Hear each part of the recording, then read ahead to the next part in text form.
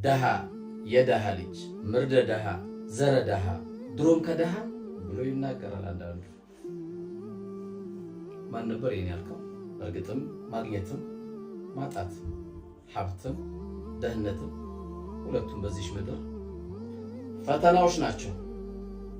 ደህነትን ፈልጎ የተወለደ ማንም የለም።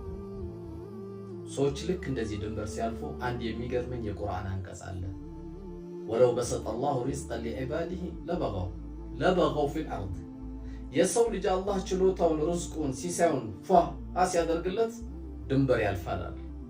አዎ ሰዎችን ከመናገር በላይ ድንበር ማለፍ የለም። ግን እንዲህ ያልከው ሰው መሰረትህ ምን ነበር? ጎበዝ ሰው እኮ ወደ ራሱ መሰረት ደግሞ ይመለሳል። ድሆችን መናቁ ማሳነሱ እነሱ አጠገብ ሲመጡ በመሸማቀቁ በእነሱ የተነሳ እኮ የቁርአን አንቀጽ ወርዷል። አበሰ ወተወላ እስቲ በደንብ አድርገህ ከፍተህ ባይሆን በዚሁ አጋጣሚ የምነግርህ ሰዎች ለሐጃቸው ለተለያየ ዱንያዊ ጥቅማቸው እንዲሳካላቸው ከፊሉ ጠንቋይ፣ ከፊሉ ጂኒ፣ ከፊሉ አድባር፣ ከፊሉ ቆሌ ብሎ ያመልካል። አግዙኝ ይላል፣ ከፊሉም ያስቀማል። ምንም አይጠቅምም። ድሆች ሄደ ዱዓቸውን ስትቀበል የተሰበሩ ልቦች መርሐባ ስትል ሐጃ ይወጣል።